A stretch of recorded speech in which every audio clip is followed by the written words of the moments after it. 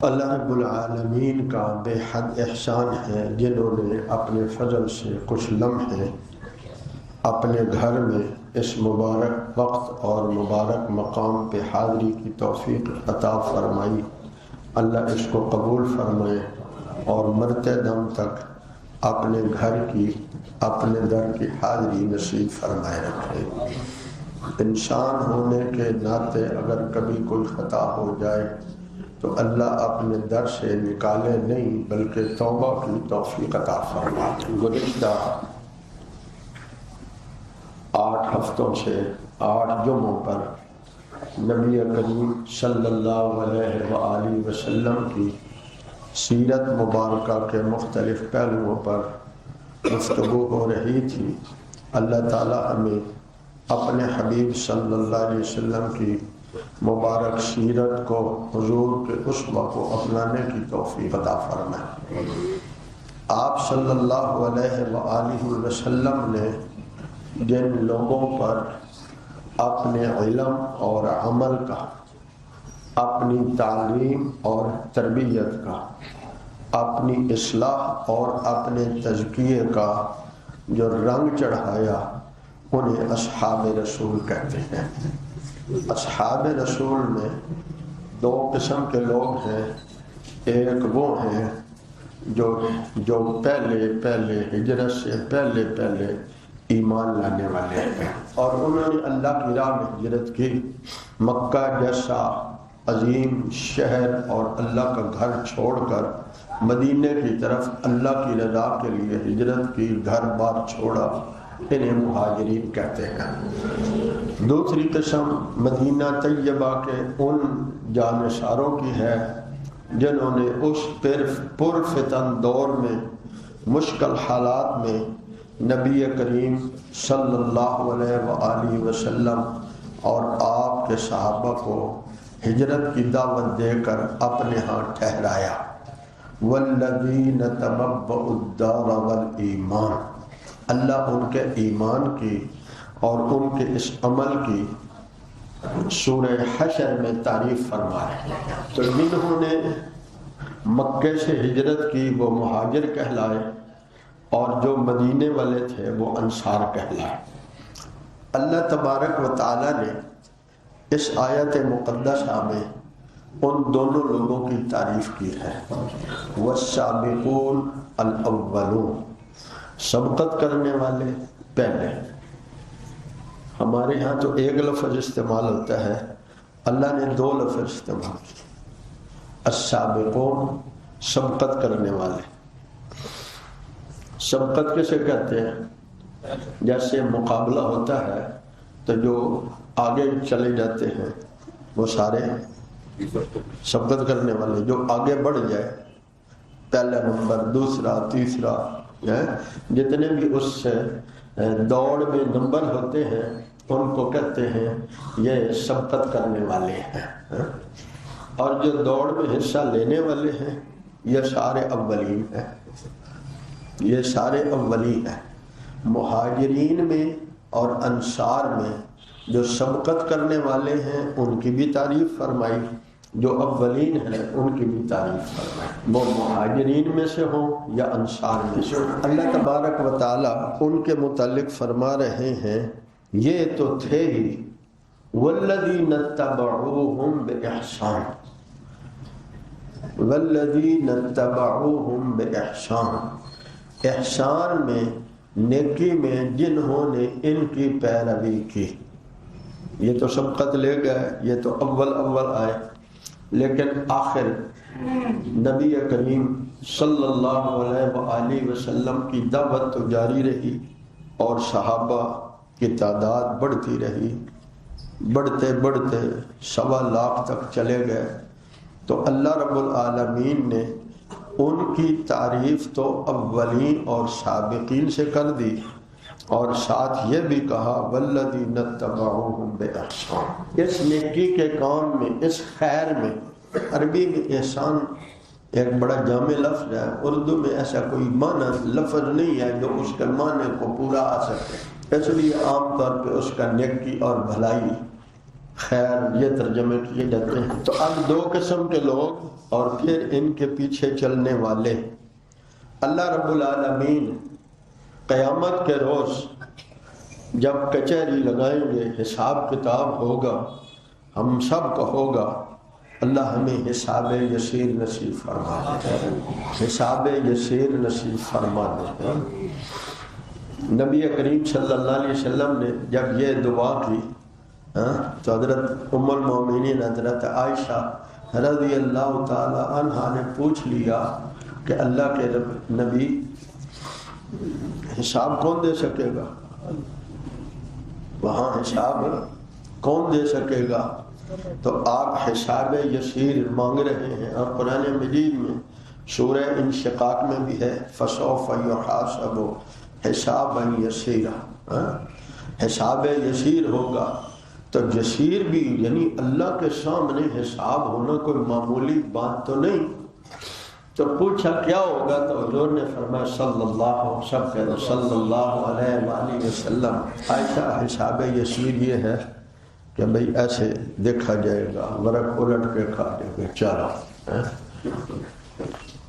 ورق الٹے گیا چلو، اور جس کی ایک ایک چیز کی تحقیق ہو گئی، فمن نوکشا، جس کے ایک ایک عمل کی تحقیق ہو گئی تو پھر وہ نہیں بچ سکے گا، پھر وہ بچ نہیں سکے گا۔ تو میں عرض کر رہا تھا کہ قیامت والے دن لوگوں کا حساب ہوگا، جب تک حساب نہیں ہوگا اس وقت کسی کو سکون چین نہیں آئے گا، اور بے چینی کا حال یہ ہوگا۔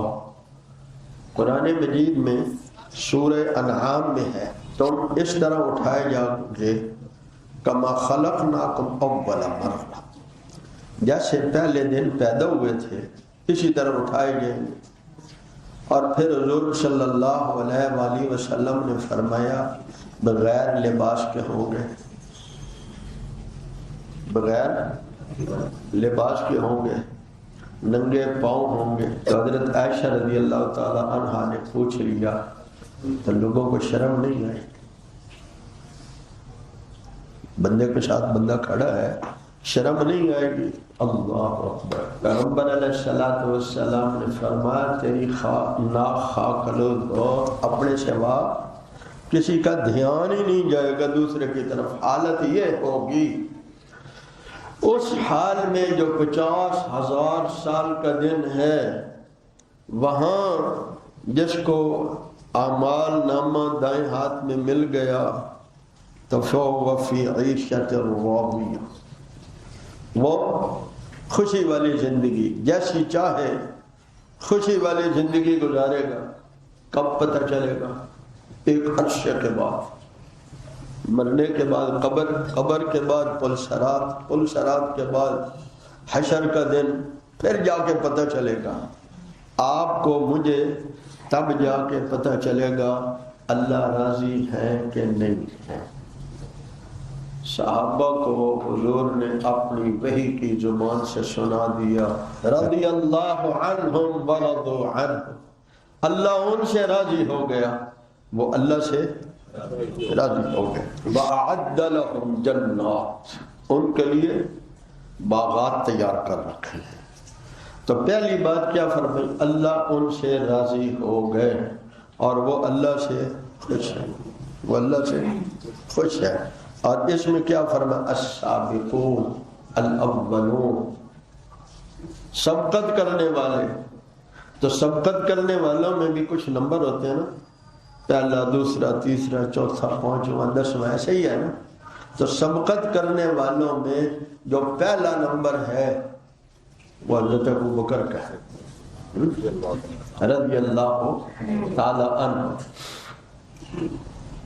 سبقت کرنے والوں میں جو پہلا نمبر ہے وہ حضرت ابو بکر رضی اللہ تعالی عنہ کا ہے۔ حضرت ابو بکر کا نام عبداللہ ہے۔ ابو بکر آپ کی کنیت ہے، صدیق اور عتیق یہ لقب ہے، صدیق اور عتیق لقب ہے۔ نبی کریم صلی اللہ علیہ وآلہ وسلم پر حضرت عمار بن یاسر کہتے ہیں جب میں ایمان لانے کے لیے اپنی والدہ کے ساتھ آیا، میری والدہ اور یہ نوجوان حضور کی خدمت میں آئے، ماں بھی بندی ہے، بیٹا بھی غلام ہے۔ دین کی ابتدا اکثر غربا سے ہوئی ہے، دین کو تقویت اکثر غریب لوگوں سے ہوئی ہے۔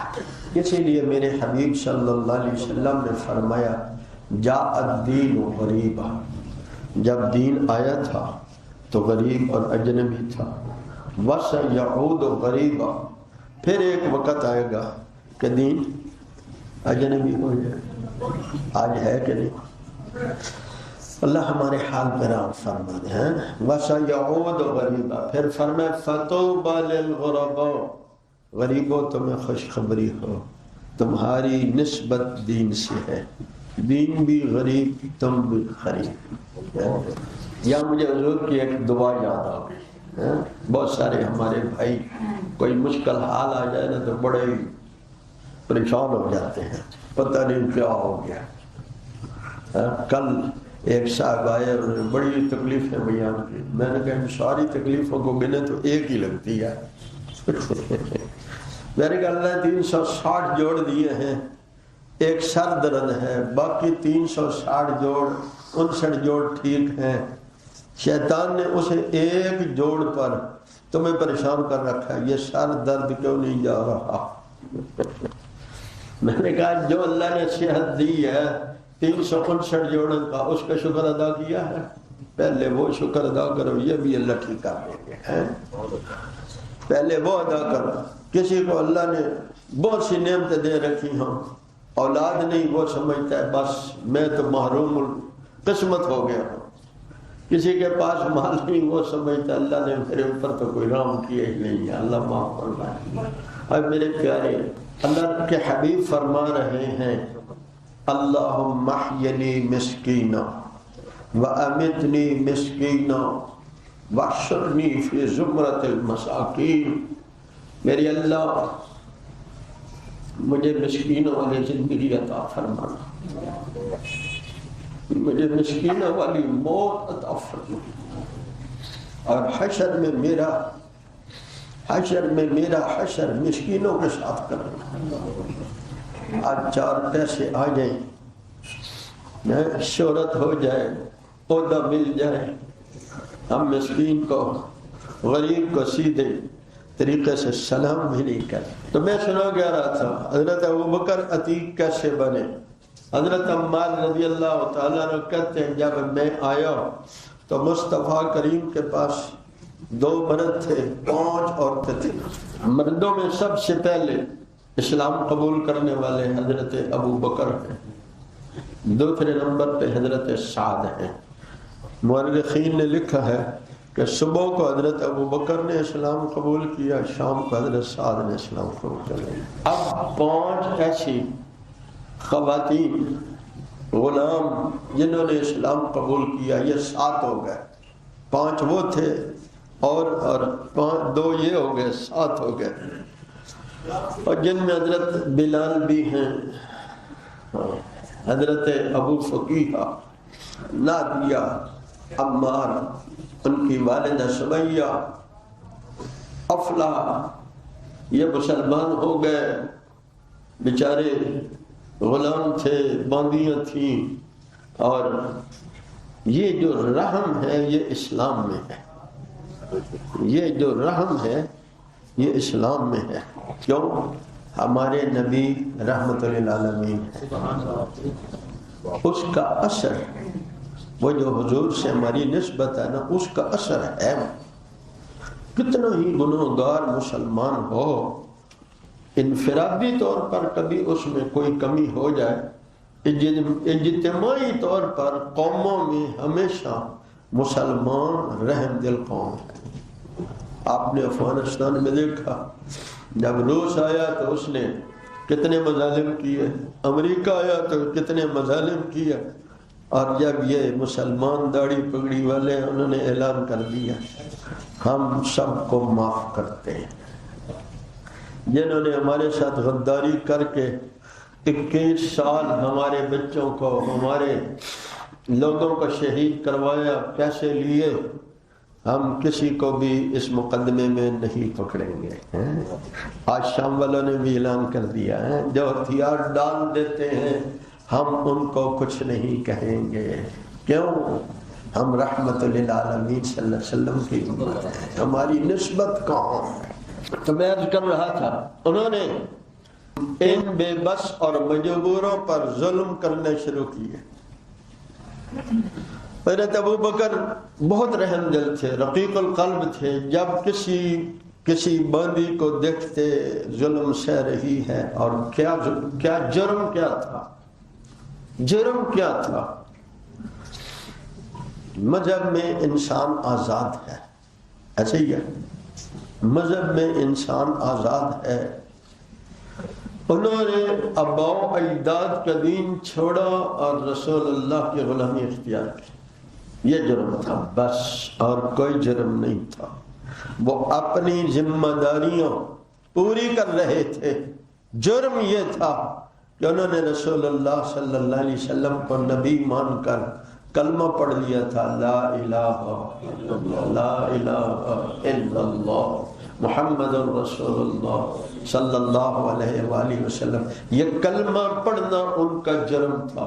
حضرت ابو بکر ایک ایک کو خریدتے اور اللہ کے لیے آزاد کر دیتے، ایک ایک کو خریدتے اور اللہ کے لیے۔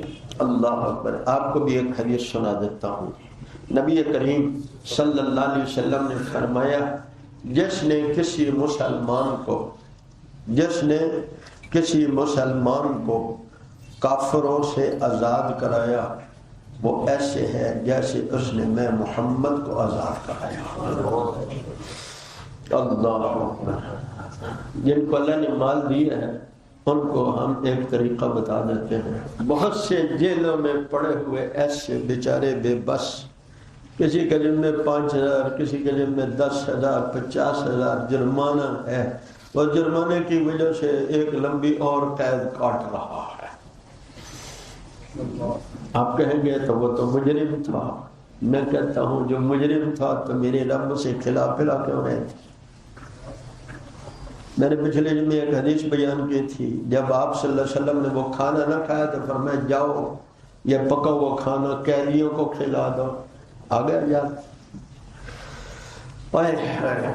جاؤ ان کو آزاد کرو، شاید کسی ایک کو آزاد کرانے کی برکت سے اللہ مجھے آپ کو بھی جہنم سے آزاد کر دے۔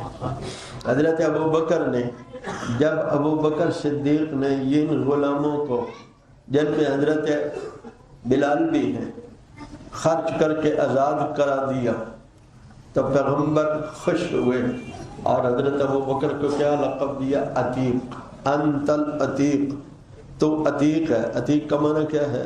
یہاں عتیق کا معنی ہے جو کسی کا غلام نہیں ہے، وہاں معنی یہ ہے جو جہنم سے آزاد کر دیا گیا ہے، جس کو پیغمبر علیہ السلام کہہ دیں۔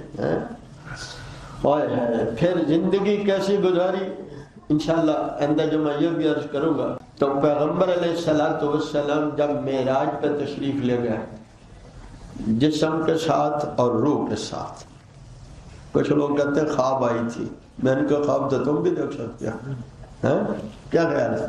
خواب میں معراج کرائی، تو اگر خواب حضور بتاتے تو لوگ آپ سے پوچھتے کہ پھر آپ نے جو اگر خواب میں دیکھا ہے مسجد اقصی دیکھی ہے تو اس کے دروازے کے خواب دیکھی ہے، بات ختم ہو گئی۔ خواب میں دیکھی تھی یا یاد میں دیکھی؟